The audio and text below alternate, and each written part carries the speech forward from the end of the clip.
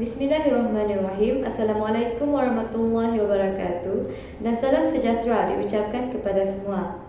Dalam video ini, saya akan kongsikan mengenai teori umum jenayah menurut Hirschi dan Gottfredson serta kajian lain yang kurang menyokong teori ini. Menurut teori ini, jenayah dan delikuen berlaku semata-mata kerana seseorang individu itu mempunyai kawalan diri yang rendah. Kawalan diri yang rendah di sini bermaksud seseorang individu tersebut tidak dapat mengawal dirinya daripada melakukan sesuatu perkara negatif. Okey, saya bagi satu contoh yang dapat kita ambil bagi mudah untuk kita memahami mengenai teori umum jenayah ni.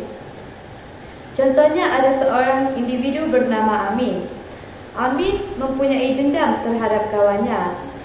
Lepas tu, dendam Amin terhadap kawannya menyebabkan Amin berniat untuk melakukan sesuatu perkara buruk terhadap kawannya.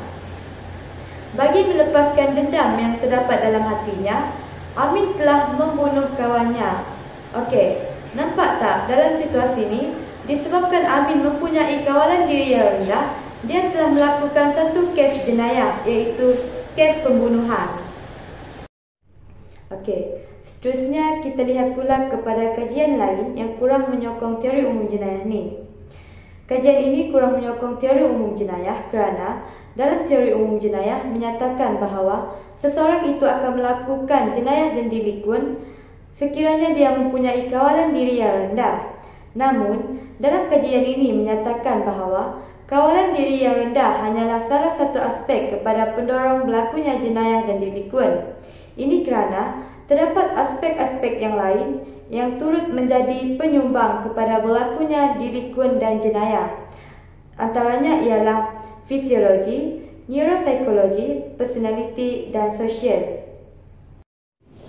Okay, kita lihat dari aspek neuropsikologi.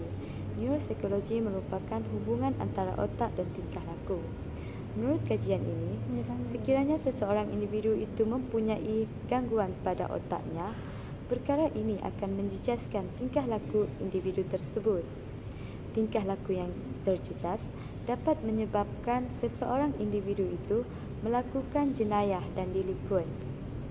Personality juga merupakan salah satu pendorong kepada seseorang itu untuk melakukan jenayah dan delikuen. Okey, kita lihat mengapa kajian ini menyatakan bahawa salah satu pendorong untuk seseorang melakukan jenayah dan delikuen adalah personality mereka.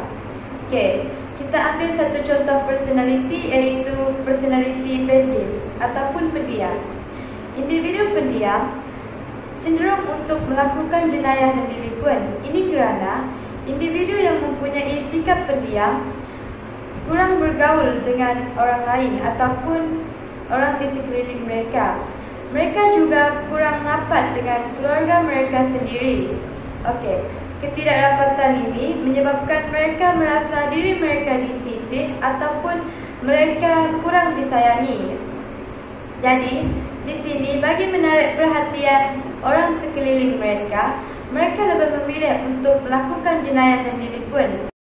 Seterusnya dari segi fisiologi.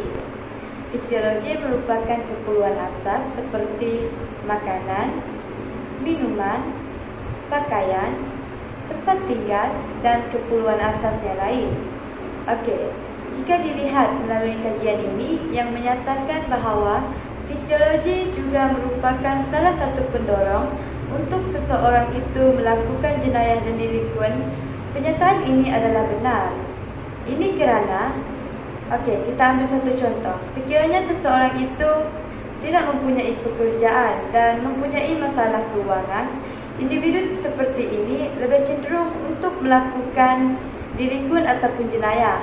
Contohnya, mereka akan melakukan jenayah seperti merompak ataupun mencuri. Ini kerana alasan mereka melakukan jenayah ataupun delikuen ini disebabkan mereka ingin mencari sumber pendapatan bagi memenuhi keperluan asas mereka.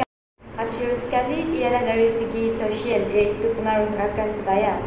Seperti yang kita ketahui, rakan sebaya amat memain peranan dalam mempengaruhi sikap seseorang.